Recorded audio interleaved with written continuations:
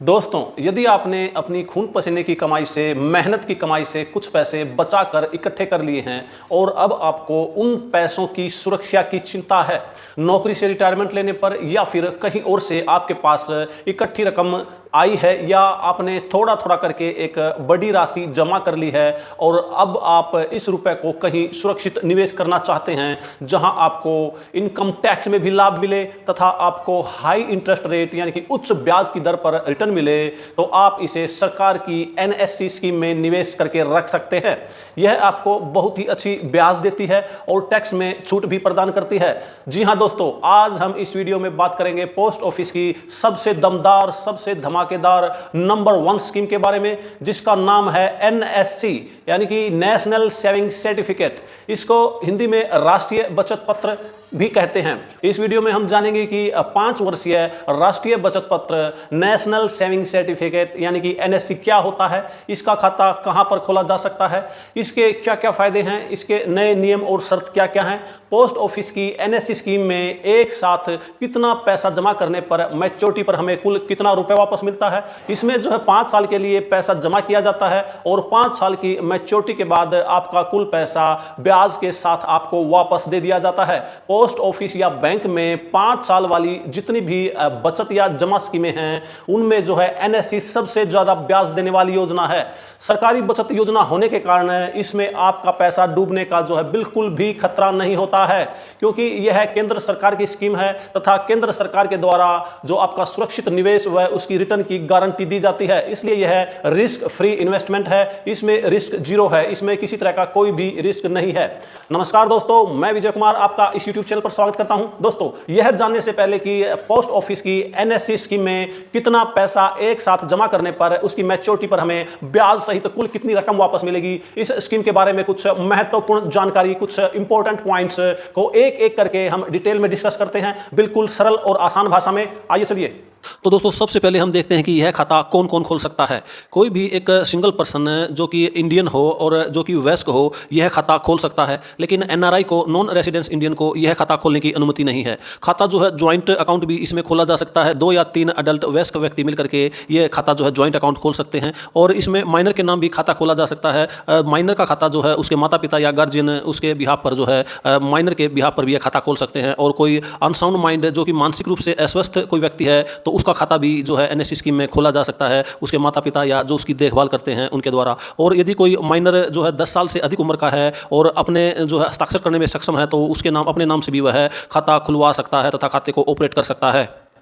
तो ये दोस्तों, अब देखते हैं कि एनएससी अकाउंट खोलने के लिए कौन कौन से डॉक्यूमेंट्स की आवश्यकता होती है। सबसे पहले तो हमें जो है अकाउंट ओपनिंग फॉर्म, जिसको एओएफ कहते हैं, यह पोस्ट ऑफिस में बड़ी ही आसानी से मिल जाता है। उसके बाद जो है जिसका खाता खोला जाना है उसके आधार की जो है एक सेल्फ अटेस्टेड कॉपी और उसके बाद पैन कार्ड की भी सेल्फ अटेस्टेड कॉपी जो है चाहिएगी। उसके बाद जिसके नाम से खाता खोला जाना है उसके 2 पासपोर्ट साइज लेटेस्ट न्यूनतम पासपोर्ट साइज फोटो भी जो है उसकी आवश्यकता होगी।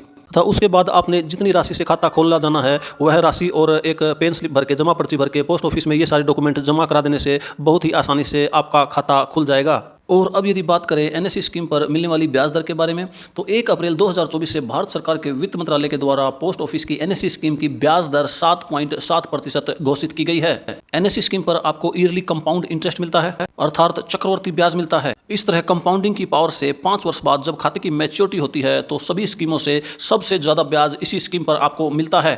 और आइए दोस्तों, अब देखते हैं कि इस खाते की जो है मिनिमम और मैक्सिमम डिपॉजिट लिमिट क्या है, अर्थात कम से कम इस खाते में कितना पैसा जमा करा सकते हैं और अधिक से अधिक कितना पैसा जमा करा सकते हैं। इस खाते में कम से कम जो हमें 1000 रुपये जमा करा सकते हैं। 1000 रुपये से हम इसमें निवेश शुरू कर सकते हैं और आगे भी जो है 100 रुपये के मल्टीपल में, जो है 100 रुपये गुणनांक में, इसमें मैक्सिमम हम कितनी भी जो है रकम जमा करा सकते हैं। मैक्सिमम की कोई भी लिमिट नहीं है और इसमें एक आदमी जो है कितने भी खाते खुलवा सकता है। अधिकतम खाते खोले जाने की भी कोई लिमिट इसमें नहीं रखी गई है। यदि आप एक खाता आपने खोल रखा है और आप इसमें और ज़्यादा पैसा जमा करना चाहते हैं तो उस खाते में पैसा जमा ना होकर आप नया खाता खोल करके नए सिरे से नई इन्वेस्टमेंट कर सकते हैं। इस तरह से इसमें खाता खोले जाने पर और अधिकतम निवेश सीमा पर कोई भी लिमिट नहीं रखी गई है।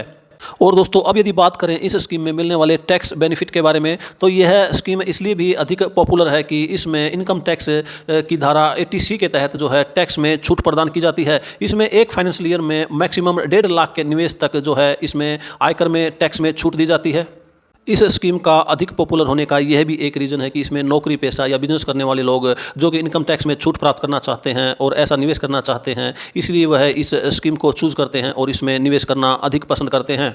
लेकिन इस स्कीम में आपने चाहे जितना भी निवेश किया हो, लेकिन 1.5 लाख रुपए तक की आपको जो है इसमें इनकम टैक्स में छूट दी जाएगी और वह भी केवल एक फाइनेंशियल ईयर के लिए ही दी जाएगी। लेकिन मैच्योरिटी पर जो इस स्कीम में ब्याज मिलता है वह टैक्सेबल होता है। उसको आपको ITR में इनकम फ्रॉम अदर सोर्सेज में कॉलम में दिखाना होता है तथा इनकम टैक्स की गणना में शामिल करना होता है। अब बात करें इसके मैच्योरिटी पीरियड के बारे में, तो NSC स्कीम का जो मैच्योरिटी पीरियड है, इसके खाता खुलवाने के पूरे 5 साल के बाद इसका जो खाता जो है मैच्योर हो जाता है। 5 साल के बाद आप इसकी मैच्योरिटी ले सकते हैं। इसका जो आपने जो रकम निवेश की है और उस पर मिलने वाला ब्याज ठीक 5 साल के बाद आपको दे दिया जाता है। अब बात NSC को आप किसी भी बैंक से या वित्तीय संस्था से लोन लेने के लिए आप इसके एवज में इसको गिरवी भी रख सकते हैं। ऐसी सुविधा भी आपको प्रदान की जाती है। इसके लिए आपको एक पोस्ट ऑफिस में NSC को प्लेज या गिरवी रखने के लिए आपको पोस्ट ऑफिस में एक लिखित में जो है एप्लीकेशन देनी होगी, जिसके साथ जहां पर आपने खाता गिरवी रखा है वहां उस अधिकारी का या उस संस्था का या उस बैंक का जो है एक स्वीकृति लेटर भी साथ में लगाना होगा। अब हमारे दिमाग में एक सवाल आता है कि हम इसको कहां कहां गिरवी रख सकते हैं या किसको इसको ट्रांसफ़र कर सकते हैं। तो हम इसको जो है इस NSC खाते को जो भारत के राष्ट्रीय प्रेसिडेंट ऑफ इंडिया के नाम, गवर्नर ऑफ द स्टेट के नाम, और आप इसको RBI के नाम और schedule bank, cooperative society, cooperative bank, cooperative public private government company, local authority और हाउसिंग फाइनेंस कंपनी को आप इसको प्लेज कर सकते हैं, इसको गिरवी रख सकते हैं, उनके नाम इसको ट्रांसफ़र कर सकते हैं। आइए दोस्तों, अब हम देखते हैं कि क्या हम NSC अकाउंट को प्री मैच्योर क्लोज करवा सकते हैं।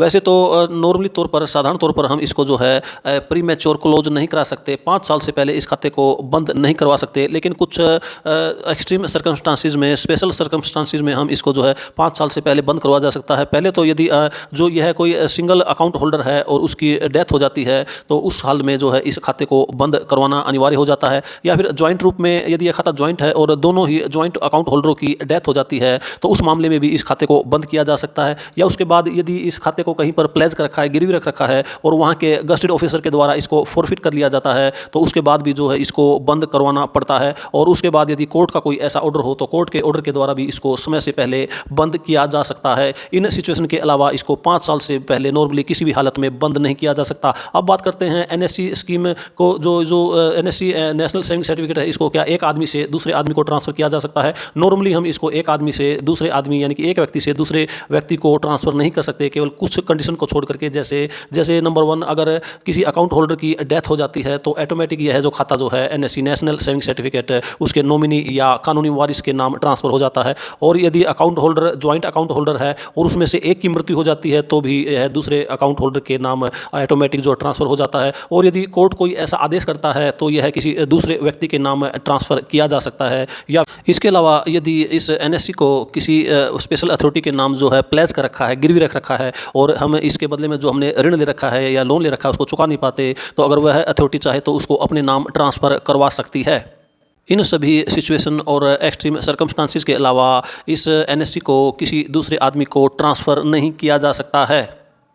तो दोस्तों, अब देखते हैं कि पोस्ट ऑफिस की NSC स्कीम में एक साथ लमसम यानी कि इकट्ठा रुपया जमा करने पर हमें 5 साल के बाद इसकी मैच्योरिटी पर जो है कुल कितना रिटर्न मिलता है, अर्थात हमें कुल कितना रुपया वापस मिलता है। आइए चलिए देखते हैं। भाई दोस्तों, अब देखते हैं यदि हम पोस्ट ऑफिस की NSC स्कीम में 25,000 रुपये जमा करते हैं तो 7.7% के हिसाब से उस पर जो ब्याज मिलेगा 5 साल के बाद 11,225 रुपये 85 पैसे मिलेगा। और मैच्योरिटी पर जो कुल अमाउंट हमें वापस मिलेगी वह 36,225 रुपये 85 पैसे मिलेगी।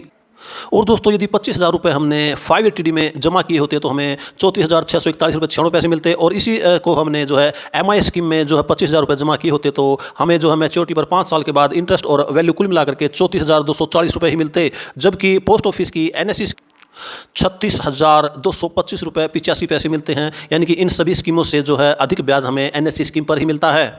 और दोस्तों, यदि हम NSC स्कीम में 50,000 रुपये जमा करते हैं तो 7.7% के हिसाब से हमें कुल ब्याज 5 साल के बाद 22,451 रुपये 70 पैसे मिलता। और मैच्योरिटी पर जो कुल रकम मिलती वह है 72,451 रुपये 70 पैसे मिलती। और दोस्तों, इसी रकम को यदि हम पोस्ट ऑफिस की 580D में जमा करते तो इसमें कुल हमें 69,283 रुपये 92 पैसे ही मिलते। और इसको यदि हम MIs में इन्वेस्ट करते तो मैच्योरिटी पर 5 साल के बाद हमें जो है इसकी वैल्यू और इंटरेस्ट मिला करके 68,480 रुपये ही प्राप्त होते, जो कि NSC से काफ़ी कम है। और दोस्तों यदि हम पोस्ट ऑफिस की एनएससी स्कीम में 1 लाख रुपए जमा करते तो 7.7% के हिसाब से 5 साल के बाद हमें जो ब्याज मिलता 44,903 रुपये 40 पैसे मिलता और मैच्योरिटी पर जो कुल रकम हमें वापस मिलती, कुल मैच्योरिटी अमाउंट हमें वापस मिलती, वह है 1,44,903 रुपये होती। जबकि 1 लाख रुपये को यदि हम 580D में जमा करते तो हमें केवल 1,38,567 रुपये 84 पैसे ही मिलते और यदि MIS में इसको हम जमा करते तो मैच्योरिटी पर कुल जो हमें रिटर्न मिलती वह है 1,37,020 रुपये ही मिलती, जो कि NSE से काफ़ी कम है। तो दोस्तों अब देखते हैं यदि हम 5 लाख रुपए NSE में निवेश करते तो 7.7% के हिसाब से जो ब्याज है उसके हिसाब से हमें कुल ब्याज जो है 2,24,516 रुपये मिलता और मैच्योरिटी पर जो कुल रकम हमें वापस मिलती वह है 7,24,516 रुपये 99 पैसे मिलती। और दोस्तों इसी रकम को यदि हम 580D में इन्वेस्ट करते तो हमें मैच्योरिटी पर केवल 6,92,839 रुपये 20 पैसे ही मिलते और MIS में यदि हम इस रकम को निवेश करते तो मैच्योरिटी पर केवल 6,84,980 रुपये ही मिलते, जो कि दोनों ही NSE स्कीम से काफ़ी कम हैं। और दोस्तों यदि हम 10 लाख रुपए NSE स्कीम में निवेश करते तो 7.7% ईयरली कंपाउंड इंटरेस्ट के हिसाब से हमें जो कुल ब्याज मिलता वह है 4,49,033 रुपये 98 पैसे मिलता और मैच्योरिटी पर जो कुल रकम हमें वापस मिलती वह है 14,49,033 रुपये 98 पैसे मिलती। और इसी रकम को यदि हम 580D में जमा करते तो हमें कुल जो है 13,85,678 रुपये 41 पैसे मिलते, जो कि NSE से काफ़ी कम है, आप क्लियरली स्क्रीन पर देख पा रहे होंगे।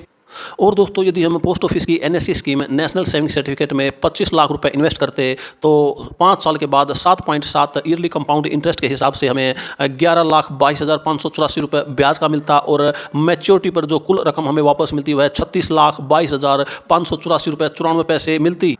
और दोस्तों इन्हीं 25 लाख रुपए को यदि हम 580D में जमा करते तो हमें मैच्योरिटी पर केवल 34,64,196 रुपये ही मिलते, जबकि NSE स्कीम में हमें 36,22,584 रुपये मिल रहे हैं, जो कि 580D से बहुत ही अधिक ज़्यादा हैं।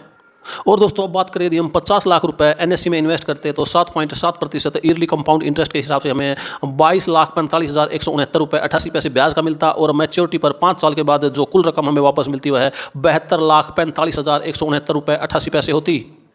और इन्हीं 50 लाख रुपए को यदि हम 580D में निवेश करते तो हमें केवल 69,28,392 रुपये ही मिलते और जबकि NSE में हमें 72,45,169 रुपये 88 पैसे मिलते हैं। NSE में हमें 580D से काफ़ी अधिक पैसा मिल रहा है, आप स्क्रीन पर बिल्कुल क्लियरली देख सकते हैं।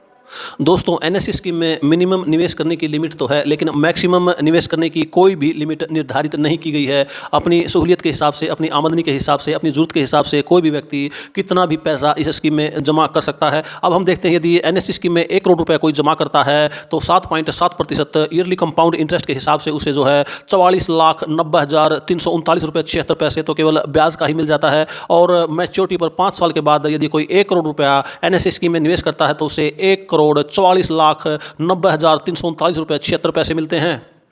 और यदि इसी रकम को उसने 580D में जमा किया होता तो उसे केवल 1 करोड़ रुपए का 1,38,56,784 रुपये ही मिलते, जबकि NSE स्कीम में उसे 1,44,90,339 रुपये 76 पैसे मिल रहे हैं। इस प्रकार से आप देख पा रहे हैं कि NSE स्कीम में जो है 580D से काफ़ी अधिक जो है ब्याज दिया जा रहा है। इसीलिए NSE स्कीम जो है पोस्ट ऑफिस की सभी स्कीमों में नंबर 1 स्कीम है, सबसे धमाकेदार, सबसे बढ़िया स्कीम है। दोस्तों यह थी पोस्ट ऑफिस की NSE स्कीम के बारे में डिटेल में महत्वपूर्ण जानकारियां। दोस्तों अगर आपको यह वीडियो जरा सी भी इंफॉर्मेटिव लगी हो तो हमारे वीडियो को लाइक और शेयर करें और यदि आप हमारे चैनल पर नए हैं तो चैनल को सब्सक्राइब भी कर लें तथा बेल आइकन को दबाकर उसे ऑल पर सेट कर लें ताकि इसी तरह की और इंफॉर्मेटिव वीडियो आप तक पहुंचती रहें। तो दोस्तों मिलते हैं एक और नई वीडियो में एक नई इंफॉर्मेशन के साथ, एक नई सरकारी स्कीम के साथ। तब तक अपना ख्याल रखें, खुश रहें, स्वस्थ रहें। वीडियो देखने के लिए आप सभी का बहुत बहुत धन्यवाद।